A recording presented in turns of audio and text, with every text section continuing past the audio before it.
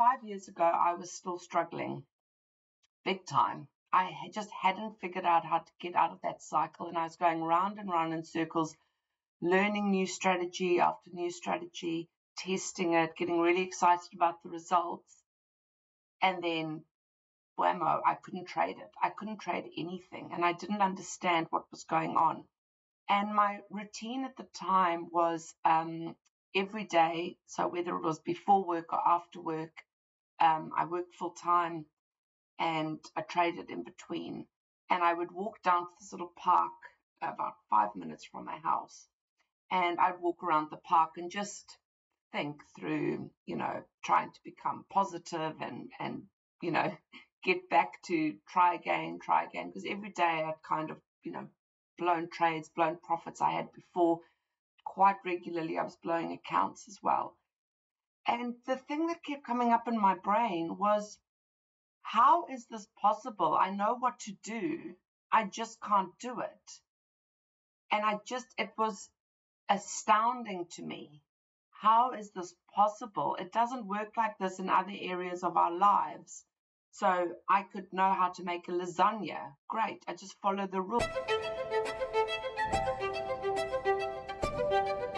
Traders know what to do and still not do it. This is something that most traders will never figure out, and we know most traders actually fail. So it's a big problem, and if you want to break out of this terrible statistic of 95% of traders that fail, and you want to become a successful, profitable, consistent trader, this is something you must understand. This is the fundamental issue that is standing in your way if you are not there yet. So watch this webinar. It won't be very long, but I highly recommend you watch to the end, because I'm going to tell you the 3 things that you must start fixing today. So let's get started. My name is Marisa. I am a trader and I'm a trading coach. So I only train traders on psychology and mindset. I don't teach you strategies, because basically there's no point. I could teach you a strategy and you still wouldn't be able to trade it. But you can trade any strategy when you have the right mindset and psychology for a trader.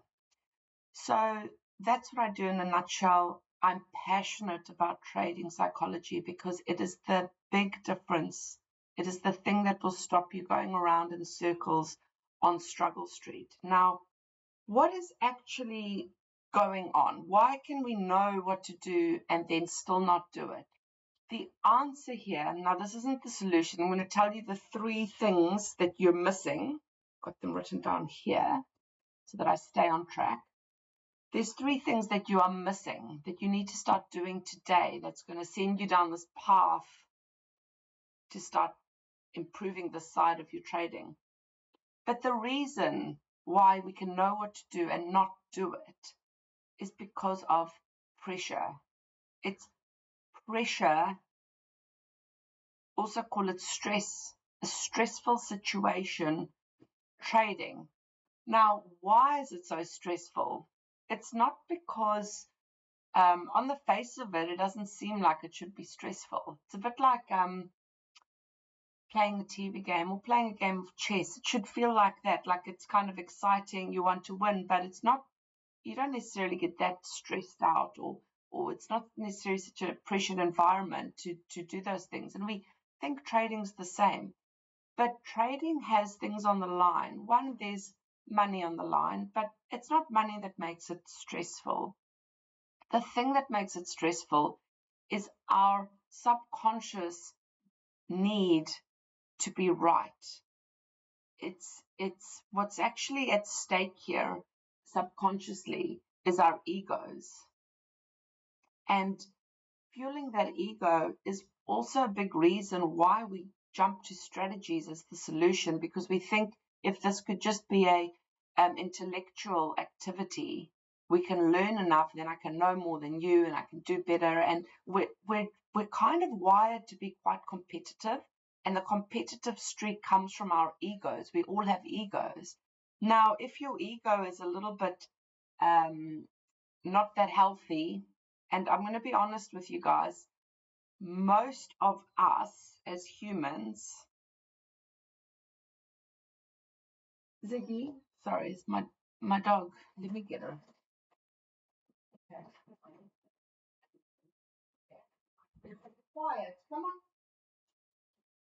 Did you be quiet? That's great. That's good girl.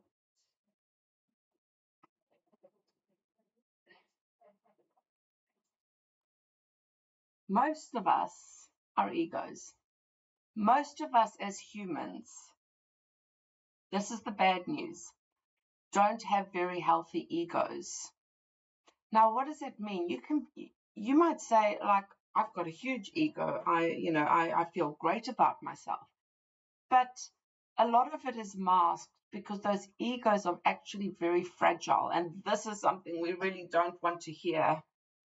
A fragile ego makes our fragile ego even worse, okay? But we have fragile egos. Why?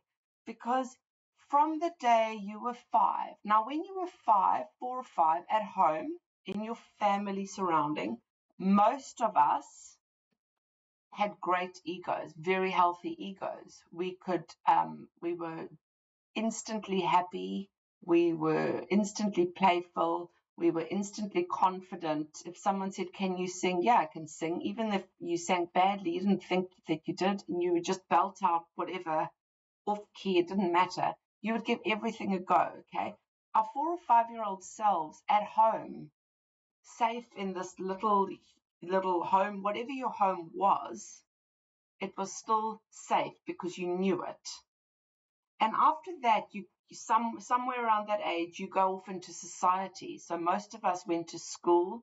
Maybe you went somewhere else, or that home situation got disrupted. But we went to places that suddenly weren't safe. There were schools or other places, so institutions, or where the wider society was. Now, that wider society tried to make us be like this, conform, fit into this mold. Usually it was the school system. And so if you made mistakes, you were told off. You were told that isn't good. If you talked in class, you're told you're bad. We had so much coming at us at a young age that it spoke to our egos and made us believe that we're not good enough, we're bad, we're just not good enough, basically. And that's where this fragile ego comes from. It's not that you have a fragile ego, it's that you lost your healthy ego. And most adults, when we come out of this entire system at about 18 or whatever, we go into adulthood with not very healthy egos. They're very easily offended, very easily hurt, very easily disrupted because of this system. And then we spend basically the rest of our adult lives trying to get back to our 5-year-old self egos, where we were just ourselves and happy to be ourselves. Very few adults are happy to be themselves. I'm not saying this at you personally. I'm saying this because 5 years ago, I had to confront this reality for myself. My little walks around the park and then going off to research in between. I did a lot of work. Maybe I should do a webinar one day going into everything I did. It didn't happen overnight. I spent a good 2-3 years working on this, researching it, because I had to figure out what to do first. Okay, so when someone works with me now, I've already figured it out, but I can help you implement it. You don't have to start from the ground up and actually figure out what to do. I know what to do, but you've got to implement it. That's the time that it takes. I had to figure it out because nobody was teaching this on the internet. After I figured out what I needed to do, I did find a coaching mentor who had the same, or was on the same wavelength as me and understood these things, and he helped me implement it. It's very difficult to implement it yourself. But I had to first go and find what on earth is going on. I had to go, why can I not do this? So I've done this research. Now, trying to get our egos back to our 5-year-old selves is exactly what we need to do ultimately, because trading triggers that fragile part of our egos in a way that is insane. It is so powerful, but that is why you cannot cut losses, because you then have to admit that you're wrong. You don't want to lose, you want to grab profits because you're scared of losing those profits, because then you are wrong. But you're also scared of it running higher and more profits, then you've lost those profits. That's why we jump into trades late. There is so much going on with you that makes it very, very difficult to be in a pressurized system. Okay, a system, an environment, a trading environment, as soon as you're with your chart, you're in a pressure system. Now, the other, a great industry to study, and it's a great industry to study because they're so transparent. Every time they make a mistake, it's actually investigated and then usually put out as documentaries, or you can get access to all of this research because it's such a transparent industry. But the airline industry is very aware, and they're aware of it because of crashes that happened, pilot error crashes, where they didn't blame the pilot. They said that pilot was in an already pressurized system and then had more pressure applied, and they lose their ability to multitask. When you're in a pressured environment, you cannot take in all the information. Your logical brain, basically, the blood flows away from it. So when we know what to do but can't do it, it's because our logical brains are not engaged, because the blood has just flowed away from there and to your emotional side. And that is why in a pressurized system like trading, you cannot follow your rules. So we've got to talk about what to do about it, because you cannot change this overnight, unfortunately, but it doesn't take that long. What's 6 months? If you can become a trader that's consistent, profitable, follows your rules in 6 months, it's nothing. That effort for the reward is nothing.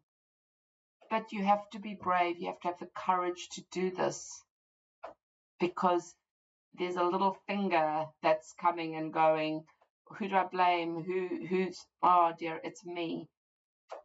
And it's not you, it's just what's happened to you. Your ego needs to have some work on it, and that's hard for us to accept. Why? Because our egos, okay, it all comes down to ego. So it's a little bit of like a cycle. It's very hard to break. I hope you can understand how hard it is to break this cycle. But look, you want to be a trader. This is a profession, a skill set that's evergreen, gives you so much. Did you think it was going to be easy? But the hard part is identifying what you actually should be doing and then doing it. I know that we all think that, oh, all the work you do on the charts is the hard bit. It's not. That's the fun bit. That's actually the really fun bit.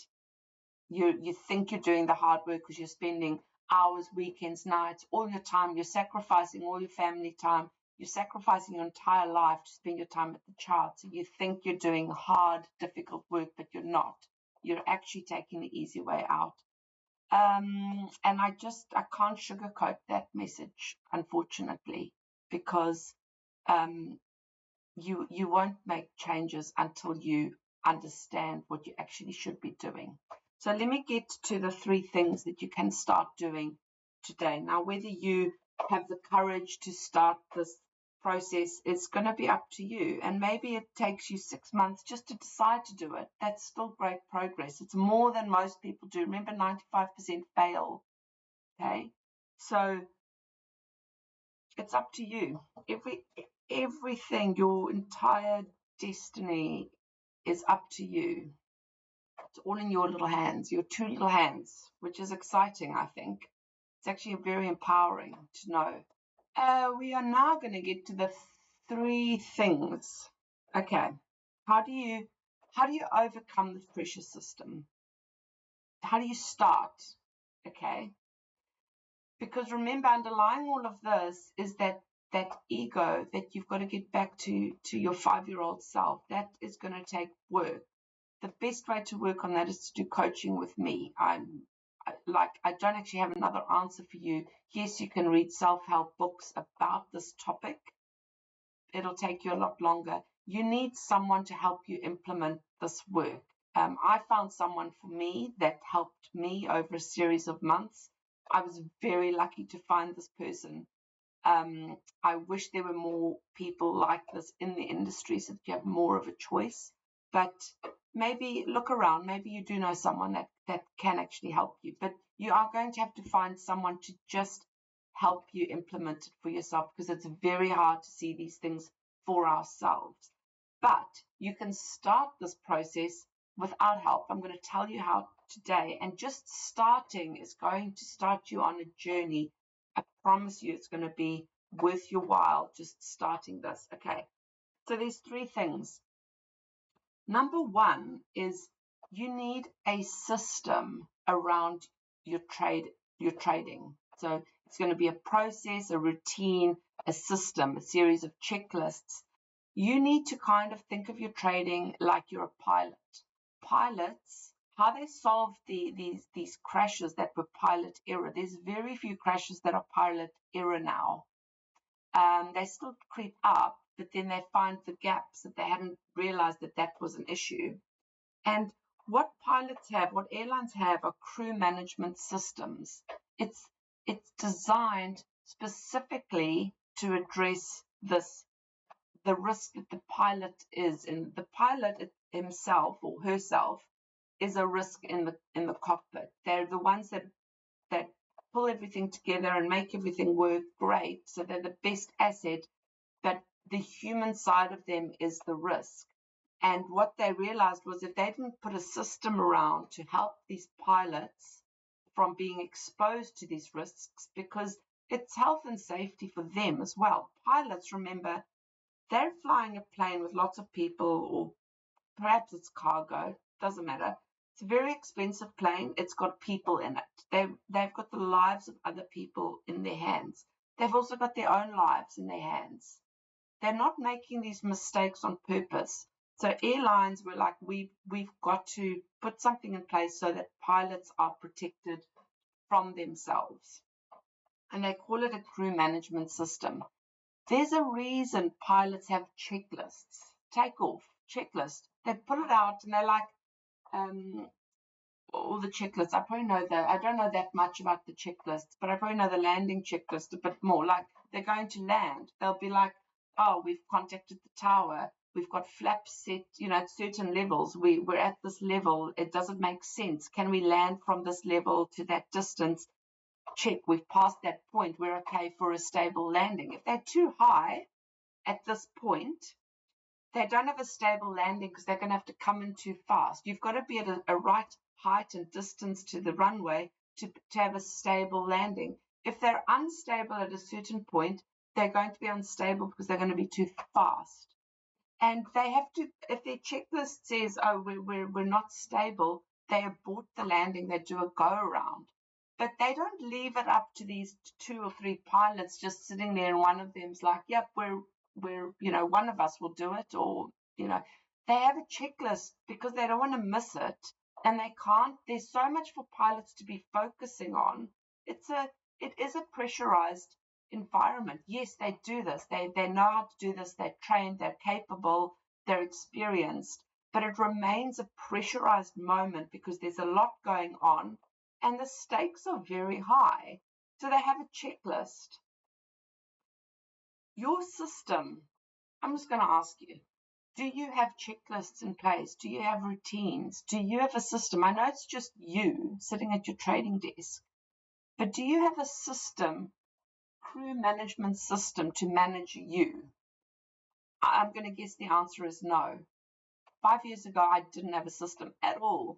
I just jumped on the charts and looked for a trade. That's not a system. Okay.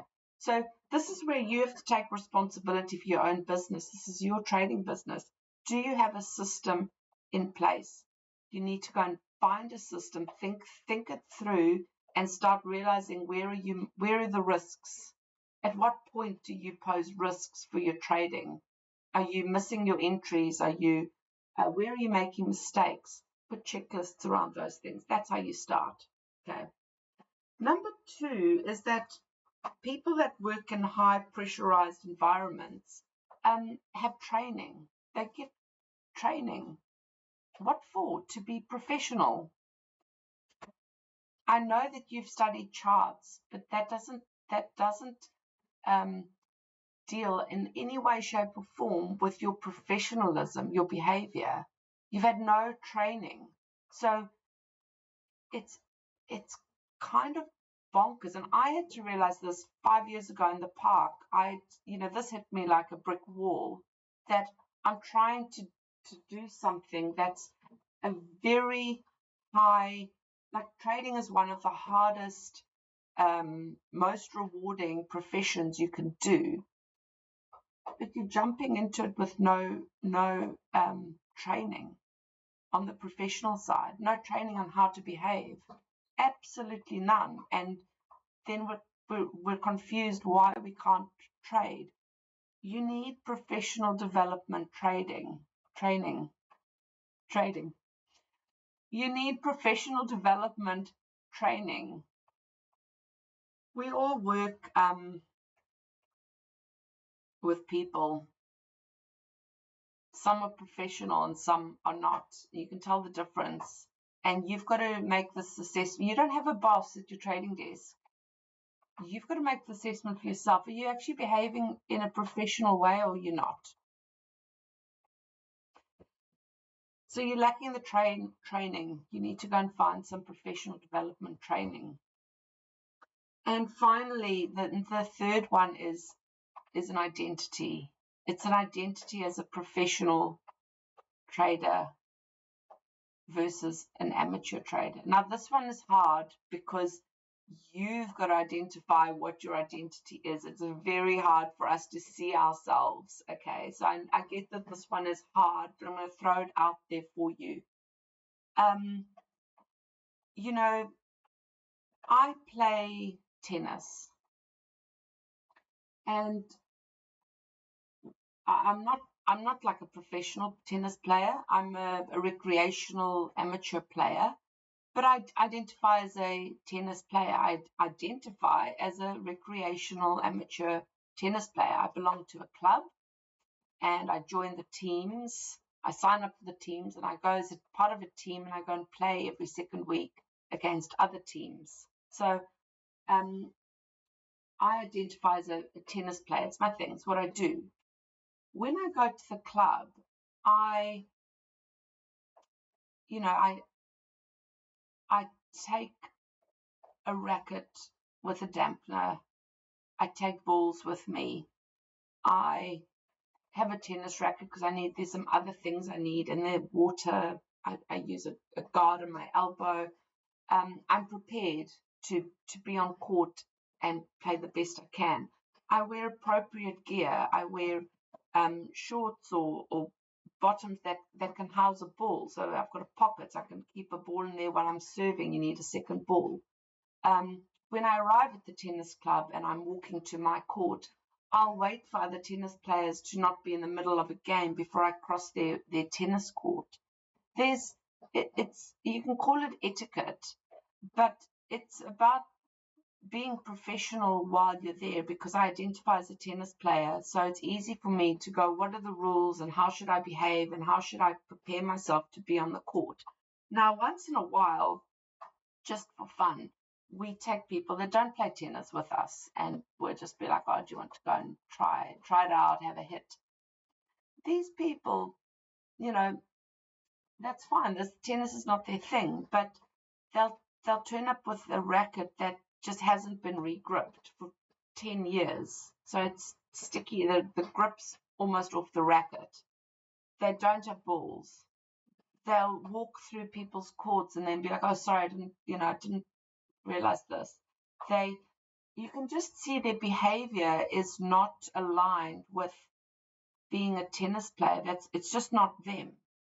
Now, you can have other things in your lives that you belong to, a club or a thing you do, and you abide by those kind of call them rules, etiquette, because you identify as that person. If you're a runner, you identify as a runner, so you do the appropriate stretching, you do and you get out there and you're going for runs because you identify as a runner.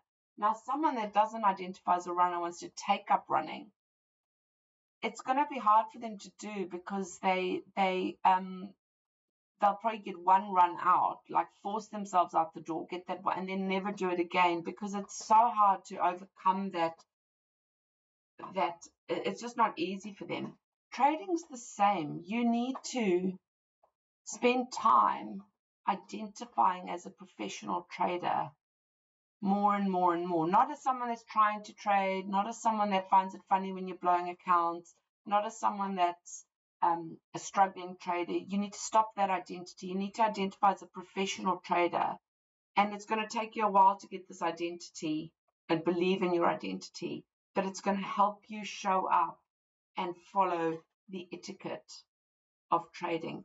It's the best advice you'll ever get, and it's going to take a little while to implement. But if you identify, there's a little saying: if you identify as a pear tree, you'll produce pears. If you identify as an apple tree, you'll produce apples.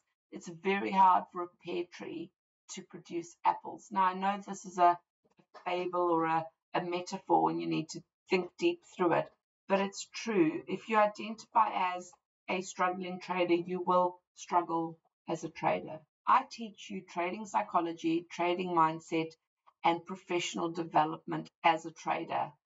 So hit subscribe, click the notification bell so that you get notified when I have a new webinar that's up, and appreciate you watching this. There's another video here that I think you'll find helpful somewhere on the screen, and I'll see you on my next video.